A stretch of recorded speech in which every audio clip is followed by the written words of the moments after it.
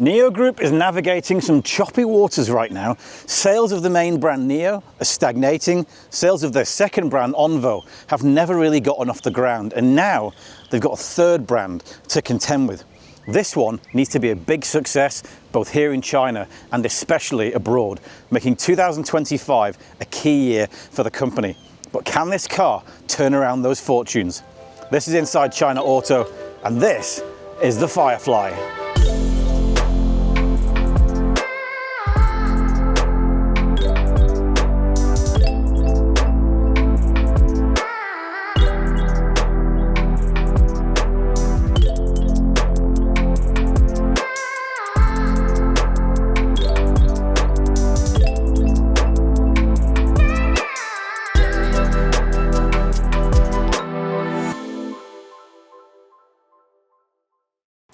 Yes, this is the Firefly, the second sub-brand from NIO, after of course NIO the main brand, and then Onvo the second sub-brand. And as you can see, if you know anything about NIO, this is their smallest car yet. Apparently, having a car of this size was in the mind of William Li, the boss of NIO, when they started the company. He wanted an electric car for everybody, but of course you first got to start with the more profitable stuff. Now this one could be the most important car in NIO's history. This year is a really decisive year for the company. They've got to turn around their losses and they've got to start selling more cars. This one, I think, is absolutely a car that will do well in Europe. Whether it'll do well in China is another question. People don't necessarily buy small premium cars in China, but in Europe, that's the bread and butter. This thing is going to be going up against cars like the Mini Cooper, Peugeot E208, probably the Renault Clio as well. And there's a lot of useful features that I think Europeans will like about this car. Now, the most divisive thing about it is the styling. When this car first came out at NIO Day at the end of last year, I posted a mock-up of a different look on the front because I wasn't exactly sure that I like these trio lights, and to be honest, still don't necessarily like them now. They do give you a bit of trypophobia. They look a bit odd on the front of a car, but it is better in real life than it is in photographs, I'll admit that. These definitely go better on the back of the car, but we'll get to that in a minute. So as well as the trio design elements there, you also get the pill design, which is this kind of shape here. You'll see both of those two elements replicated across the car as we look around it, and I'll point them out as we get there. So as well as the slightly awkward front styling, the badge does light up by the way, we also get something really interesting under here, because this car comes with a 92-litre frunk. You heard that right, 92 litres, and it's drainable as well. So if you want to take all of your friends out for a day, have some cold drinks in the car, you can whack a shed load of ice in there, throw all your drinks in, and then at the end of the day when it's all melted and turns to slosh, pull the plug out, release it all, no problem. So you can even spray it down with a hose if you want to. That is a really neat feature that no other car on the market comes with. Certainly no car in Europe, and I don't think any car in China either. So that's really interesting. Now, outside of that, you can see what they've done with the design here. They've pushed the wheels right out into the corners. This car is slightly longer and slightly taller than a Mini, just a smidge, about this much, over 4 meters long. The wheels are right out in the corner, giving you a really sort of good turning angle here. Also kind of good breakover angle, though you're not going to take this car off-road. We do get 18-inch alloys down here, two-tone design. They look quite neat. You can get another design on there as well. And as well as the colour, you get this kind of speckled plastic, which just gives a bit of extra depth to the design. Now, our colour is probably the most boring one in the range. They do come in 5 colours. The 2 best colours are lavender and lime, and I'll show you 2 pictures of those over the top so you can see that this car does look better than this in real life in terms of the colours you can get. But it is a two-tone design. So you see we've got the body colour here, then you get a black roof over here, as well as the black mirrors and blackout windows as well, so you don't get any chrome on this car. And then you get this dynamic loop across the back. I'll come back onto that in just a moment.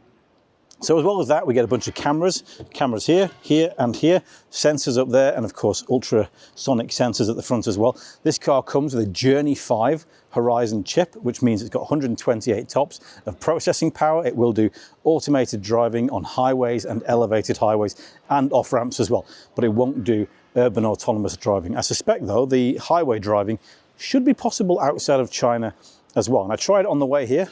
Pretty good actually, good solid system, nice and safe. It does feel good inside the car to use that system. As well as that, we do get our blackout mirrors here. We've got a little trio design in the mirrors to show your blind spot assist. We get a smooth styling across the side with kind of chamfered off wheel arches and chamfers across the front as well. Bit of black plastic at the bottom to squeeze the height of the design. And they've got pop-out door handles as well. What I do like is good solid door thunk on this as well. Does feel really solid when you close both of these rear doors. Apart from that, coming around to the back, we've got our charge port here on the right side, 100 kilowatt DC charging, and then either 7 or 11 kilowatt AC charging. Not the fastest in the world, but that's not the point, because this car, like all other NIOs, comes with battery swap ability. And this one, you should be able to take the battery out in less than 2.5 minutes. Currently, it's only possible on Generation 5 NIO swap stations, of which there are not that many. And they are actually making up some temporary swap stations as well for this car, so it's ready for launch basically. But they're going to have to start ramping that up pretty soon if they want this car to sell across the country. Of course, swapping may or may not happen in Europe. There are some swap stations in Europe. I don't think they're compatible with this yet. Stay tuned for announcements on that from NIO as and when they come. And yeah, apart from that, the safety. Let's talk about the safety. This car has gone above and beyond in terms of the safety requirements for a car of this size. If it was just under 4 meters, it would have less safety tests to pass, but it's just over 4 meters. So basically treated as a big boy car. And NIO has gone for the absolute best safety tests in every single market. So for example, the side impact test is now 60 kilometers per hour in CNCAP. That's China's testing. It's now more stringent than Euro NCAP. This car will get 5 stars in a side impact test. The rear collision impact test is now 90 kilometers per hour, 88 kilometers per hour in NHTSA, which is the American test. This car will pass that as well. So it should be 5-star safety car in Europe, America, if it ever gets there, in China as well. Every market in the world, this car should be a full 5-star safety car. Now let's check out the rear. At the back, I think the styling of the Firefly is at its best point. I really do like the look of it from this side. The trio design on the lights, I think, looks much better in red than it does with the headlamps at the front. They look quite distinctive, very unique at the back. Not sure they work at the front, some people do. I think they do work at the back. We also get a really cool clamshell boot lid design here and a really good contrast with the body color and the black. So you've got the kind of the dynamic loop over there, as they call it, plus this gloss black sort of spoiler over the rear window. You've got large black panel at the bottom there, and of course the pill-shaped design around here. I just think it looks really, really neat from the back. I do like it with the wheels out in the corners. Feels like a European car. You also get, by the way, a light up Firefly logo here. It lights up when you lock the car or close it, or when the car is charging as well. And we get a rear window wiper as well, which some people will be very happy about, as well as an electronic tailgate. So in here, we get up to 335 litres of space with the seats up to the height of the rear seat. And that is pretty decent for a car of this size. If you count the space up to the roof, 400 litres of space. Really, really useful amount, even though this car is a rear-wheel drive car and the motor is underneath there. Now, the other cool thing about this car is you can pop down the rear seats 40-60, but unlike most of the Chinese cars, you can actually pop up the base cushions as well and make the boot totally flat, giving you up to 1,250 litres of space. You can get a unit in here that makes it totally flat, and then they've got even more storage other than that, but I'll talk about that when we get into the rear seats. So overall, really nifty little design this. I do like it at the back. As I said, not really so much the front, but I think it will do quite well in Europe because of that funky styling.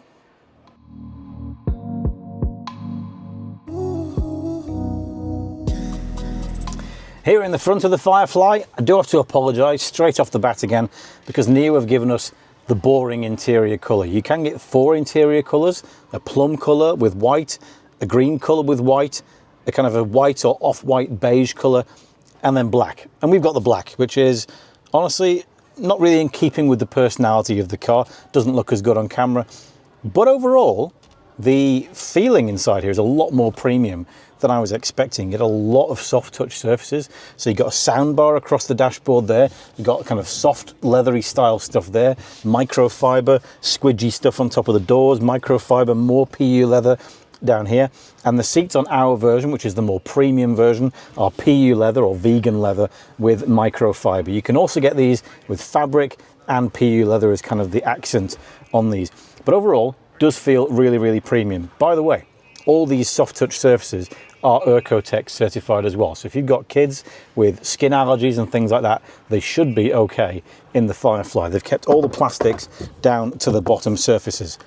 Now, apart from that, it does feel really spacious in here as well. One reason for that is this low down dashboard with the ventilation all the way across the back there. And the really nice thing about this car is the ambient lighting. And in here, it's genuine ambient lighting. So it's not in your face, it's not a direct color, it's ambient around. So you get a spotlight here in the door. You might just be able to see that green just down there. It's a little spotlight just on your door area. And this whole dashboard area is all surrounded by ambient light. So at night time, it feels like the dashboard is floating and separate from the rest of the car, which is really nice. 256 color ambient lighting.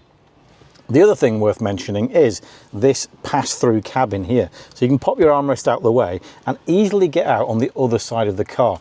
NIO has considered that city users in China and in some European cities as well, parking is very difficult. And sometimes you just got to park with your door up against a wall.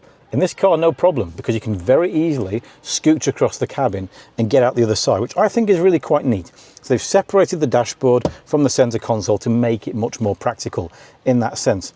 Now, speaking of this center console, we get a lot of storage in this car. So you get a drawer you can pull out there with extra storage. You get a cup holder here. You get a wireless vented charger in the middle. They didn't tell us how many watts. I'm just going to assume 50, but it might not be. A bit more space down here and more space in your armrest as well. You also get space in your glove box. You get space in your doors, a little bit more space here, and on the non-luxurious versions of this car, so the ones that don't come with the heating, ventilating and massaging front seats, you also get 5 litre storage space under the front passenger seats as well. So as well as that massive frunk, there's a load of space to store stuff in here. These seats, by the way, are, I would say, fairly comfortable. They're 10-way adjustable on the front for both front seats and reasonable side bolsters. You're not going to be racing this car. I don't suspect. It's not the fastest, most racy car in the world, but they are fairly comfortable seats. The driving position is good as well. You can get quite low down in the car. You don't feel like you're sat kind of perched really high. And also, because you get this panoramic roof that comes all the way forward here, just over 1 meter squared of panoramic roof, you get a lot of light into the cabin as well. Now let's talk about the infotainment. Actually, no, one more thing on the storage. Down here, and just down here in the back, you get magnetic ports where you can store additional accessories. So you can plug in an additional cup holder or a bag holder, or even like a dog food bowl holder. So you can have your dog in the back of the car and they can eat or drink from the bowl in the back. So again, really nice little kind of magnetic link features in there that are quite useful. And one more thing hidden just under here is a kind of a scent pack. You can push that in and you can get a special, what do they call it? Luminescent scent. So it's kind of a woody aroma, and you can get an additional 15 other aromas to play into the car from NIO as well. So you get a nice scent inside the car too. Now moving on to the infotainment, we get ourselves a little screen here at the front. This is a 6-inch screen. It's mounted on the steering wheel. So as you move it up and down and inside and out, it's always visible. So no problem there. That one's really quite neat. It's got 3 different screens. So your standard one, you've got a driving one, which shows the kind of the view from the cameras, the visualization of the world around you. And you've got another version in there as well. And then in the middle here, we get a 13.2 inch, just over 2.5K retina quality screen.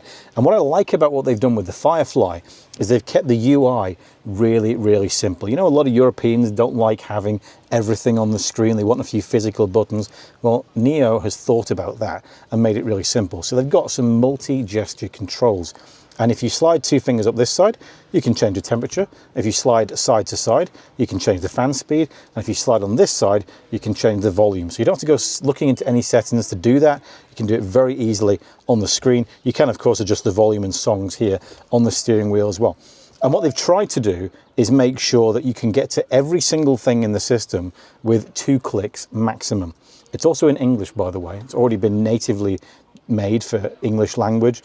You can speak to Lumo, so that's kind of the Firefly version of NIO. She's got GPT-like abilities, so you can have a conversation with her and actually ask her about things like tourism and, where to go and eat and stuff like that. She can do all of that smart stuff. But yeah, really simple kind of UI in here. It's also custom to the color of the car that you get. So we've got this kind of gray color on the outside. We get the gray version on here. If you get the lime green version, you get a lime green screen in here, and it also changes with the color of the ambient lighting as well. So if the music's bouncing, it can also show you some kind of nice graphics on there as well. Really cool features. We also get on this car, by the way, automatic parking for different scenarios. I believe it was 11 different scenarios that you can pick, or maybe 5 different scenarios. So you can easily place the car in a parking area. If you're not that good at parking, the system can do all of that for you. So a good screen there. That's supported by 14 speaker, 17.1 surround sound with Dolby Atmos. I was playing Michael Jackson on the way to this point here. Really good sound system, actually. Very good quality of sound, much better than I would expect for a car of this size. Actually, many more speakers than other more expensive cars come with. So a really good sound system. Very impressed with that as well. What else can I tell you about this interior? I think that's pretty much most of it from the front. One other thing, we can click on here and do a rear view camera.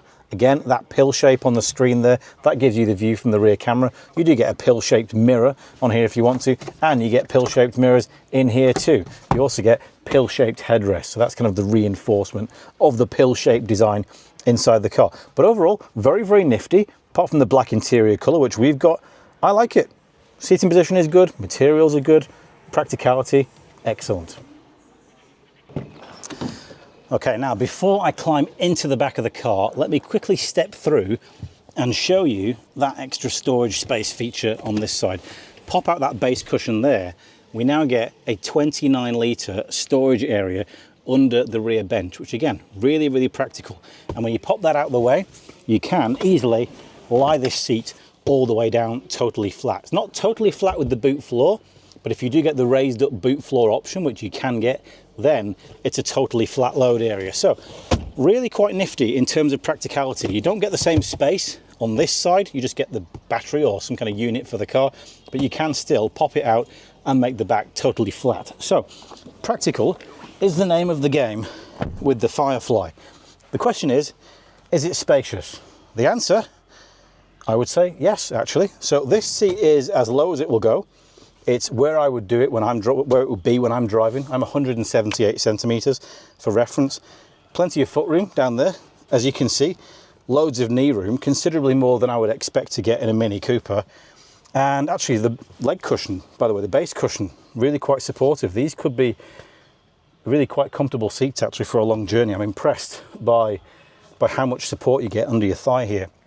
Headroom is a little bit tighter. I certainly feel closer to the roof, but my hair's not touching it. If you're 6 foot tall, maybe you'd be a little bit more cramped in the back, but overall the space is pretty good. Apart from that, not that many features to talk about. We get electric windows, we get our pill-shaped door handle there to open the door, we get space in the door, space under there, and that's pretty much it. We get a USB-C socket down here, and of course another one of those magnetic mounting points, as I mentioned, in the front. Plenty of light from the roof, which is good. Little hooks up here, again, pill-shaped and pill-shaped lights as well, and pill-shaped speaker covers here in the back as well. So they've really gone kind of overboard with the pill side of things. One other thing to mention, Isofix mountings. They are underneath this Velcro patch here, really easily to access once you rip up that Velcro patch. And you do get, of course, 5 headrests in the back as well for full support. I'm quite impressed actually by the space in the back of here. Quite nice.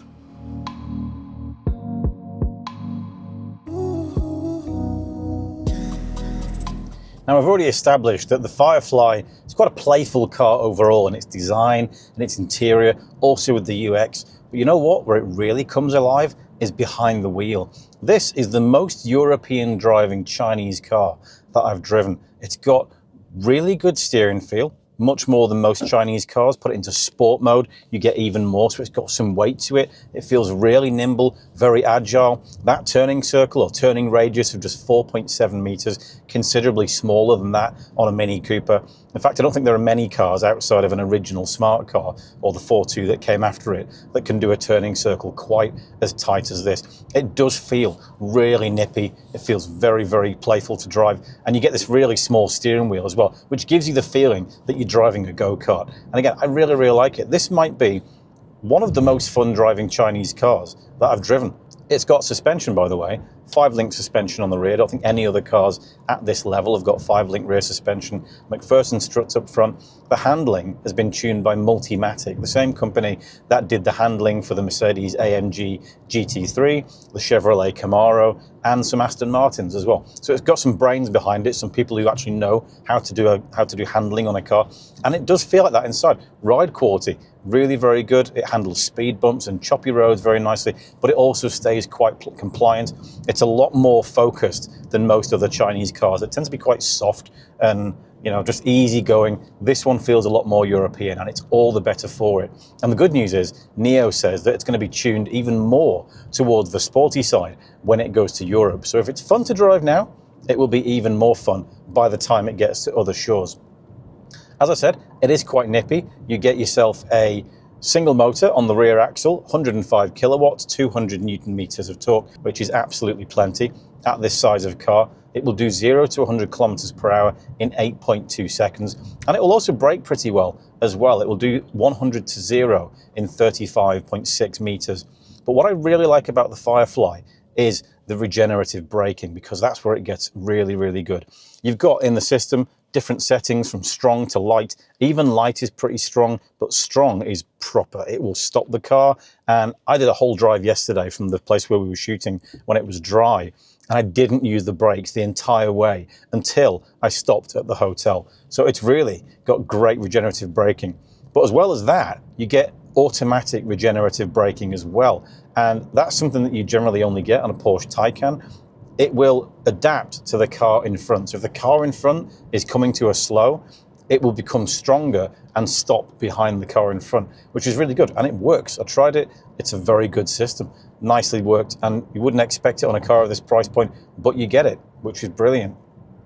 So as well as the ride and the handling, you get a 42 kilowatt hour battery. It's an LFP battery.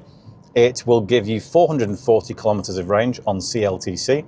And they say 330 on WLTP, which I'll put the miles at the bottom of the screen or somewhere on the screen and show you what that looks like. They say that in China it will do 10.9 kilowatt hours per 100 kilometers, 14.5 they reckon on WLTP when it does get certified there. In the last 50 kilometers, we've been doing 13, so that sits pretty much in the middle. Bit of highway driving, bit of urban driving in and around this island setting here as well. So good energy consumption on this for a car of this size. Could be slightly better maybe, I would say, but it's a good amount. You're not going to be using too much battery.